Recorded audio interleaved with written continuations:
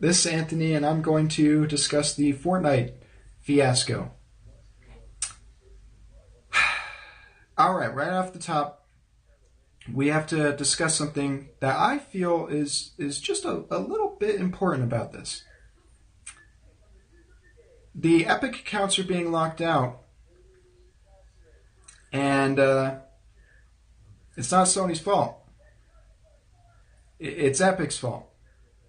Because it's Epic's account system and Epic's rules, and that's really all I have to say about that. I mean, seriously, how do you think a company like Sony, who does not own Epic, who is not at all related or affiliated or a subsidiary of anything relating to Sony, which would include, PlayStation, or even really Sony Interactive Entertainment. They're not part of Sony at all. So why is Fox Business and whatever other mainstream media outlets out there claiming that this is Big Bag Sony's fault? Epic created the system. Epic made the game. And sure, there have been Battle Royale games before Fortnite. But the reality is that this is not Sony's fault. That this is not exactly Sony's doing. People are blaming them, and it's like, do you know how this works? Epic needs to fix that. And, of course, if Sony agrees to allow other people to at least access their account on other platforms, which should be fine, I don't see why Sony would be blocking that, I don't see any possible gain for them in that situation, personally. And people are saying that it's a money thing. People are saying that, it's the Microsoft thing. Well, again, Epic is not owned by Microsoft. It's not owned by Nintendo. It's not owned by EA. Epic is its own publisher. They make their own video game development application called Unreal. And right now they're on Unreal Engine 4. You can just go and download it from, their website and start making games. Of course, Epic wants a cut, but the fact of the matter is that that's what they do. That's what Epic does. They sell their engine, or they rent it out to people at a fairly low cost, and whatever money you make from selling a game, they want a nice cut of it. Nice fat cut. Because you wouldn't have been able to do it at all if it wasn't for their software. Which is fair enough. But for people blaming Sony for locking out Switch and Xbox One, it doesn't make any sense. It's Epic's rules, Epic's account system, and perhaps, of course, this is a huge thing. Maybe Sony did know about this clause that would restrict their accounts from being used on any other platform, outside of the PS4, PC, Android, and iOS. And Mac. So, you have to remember the only two consoles being locked out, or any other systems for that matter, is basically Switch and the Xbox One, and possibly even the Wii U. I'm not sure exactly when this was all drafted up, but maybe the Wii U would have been blocked out as well.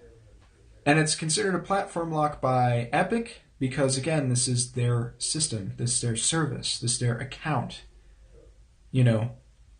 So you have to agree to Epic's stuff.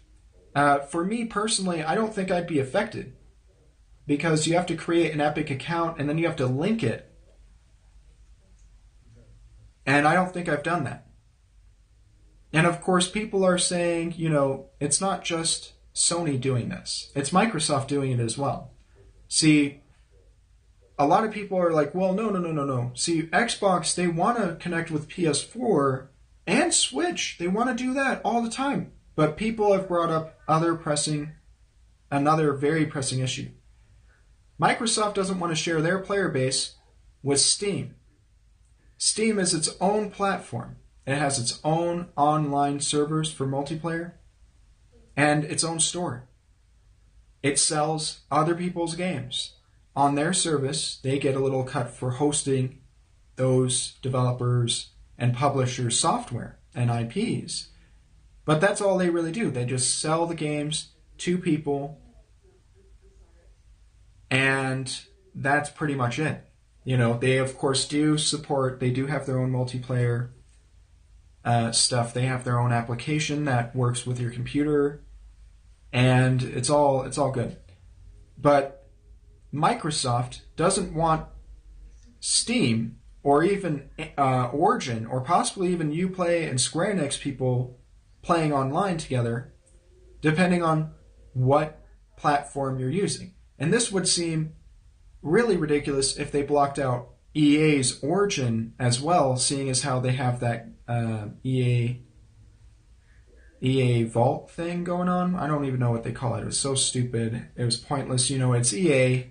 Unfortunately, they're not really known for being trustworthy and all that stuff. What can be said about EA at this point? They need to do like a huge 180 to start being relevant at this point. But even their games right now, they're not looking good. Meanwhile, Microsoft is like, well, if we got a game that you can play like Minecraft, well, we don't want that on Steam at all. And we have crossplay games that should be crossplay. You're on the PC, and somebody else can be on a completely different PC, but it's still Windows. They're still using the same operating system. They're still connecting to the same freaking internet. They could be in the same house even, but because you purchased the game on Windows Store versus Steam, you guys can't play against each other.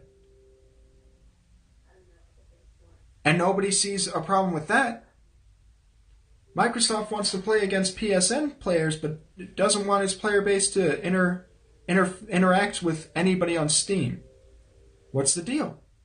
What's really funny, though, is that Sony and Steam have had past partnerships with Portal 2, And, of course, they probably do still interface because there are games that are sold on Steam that are crossplay, like Fortnite.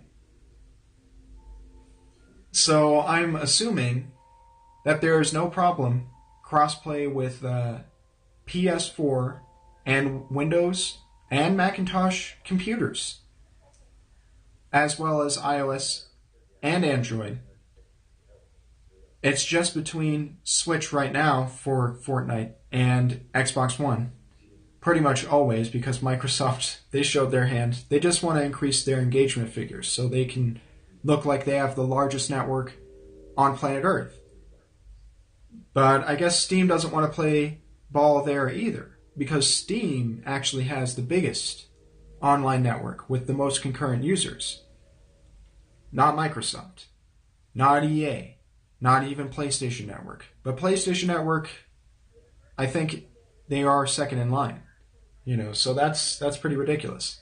So you have Xbox Live, which, obviously you could have a lot of people online at the same time, but with PlayStation Network, again, the same thing is going on. A lot of people can be logged in at the same time.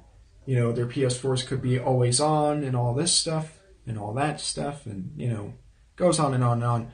But the reality is, chances are likely more people are playing through Steam and through PSN than through any other, store publisher service. I don't even know how you break that down. Is it really the publisher service, or is it just a store? With Steam, it's a publisher, right? Well, Valve. Valve is the developer and publisher. They published their own games before. So I don't know. It's really weird. Games are so complicated. Politically, economically, all the stuff that needs to go together, games are just the most complicated. You can use music from, anybody, and the licenses could be there for that release, but then when you re-release the game and the music has to be removed because you don't have the licenses anymore and you can't get them again. It's ridiculous. Games are complicated. It's the same reason why we don't see every game that was ever on PlayStation 1 now on PlayStation Store. So you could download for the PS3, the PSP, the PS Vita. Now, of course, you could download through the PS3 and then install on your PSP because the PSN Store no longer is available on PlayStation Portable. So it's really interesting how that all works. And it's very complicated. And it's not exactly great. Eventually, PlayStation Store for the PlayStation 3 will be closed. And that's just, it's a weird thing to think about. They already closed the video side of the store, so you can't buy any videos. Like, this was a silent thing. I didn't know about this. But you can no longer purchase any TV shows or movies or anything on the PlayStation Store if you have a PS3. It doesn't happen anymore. They just removed that entire side of the store. And that's what really sucks about this online world. Everybody thinks it's all great until they cut off your access. And then it's, oh, well, now what? And this is the sort of weight the publishers, they want on their consumers. They want this sort of control over people, And it's sad because you don't really have a way to keep that from happening. So that's why I still support disc media. Just, oh, but it can be stolen and it can be damaged. Same thing can happen to your whole library if they just take your damn console or your computer. See, what's more likely? Somebody gonna come in here and steal my computer or my whole fucking game library? And the computer. I mean, are you serious? I mean, it's not unlikely or impossible, really, for them to do that. For that to happen. But let's be real here. If you could just quick get in, quick get out, that's just so much easier than, oh, well, I see all this stuff, I'm just going to take this, or I'm going to take all this stuff, I'm going to hope to sell it. Video games don't get that much money, unlike the computer. It would be a stupid risk for the person walking in trying to steal everything to get all your video games,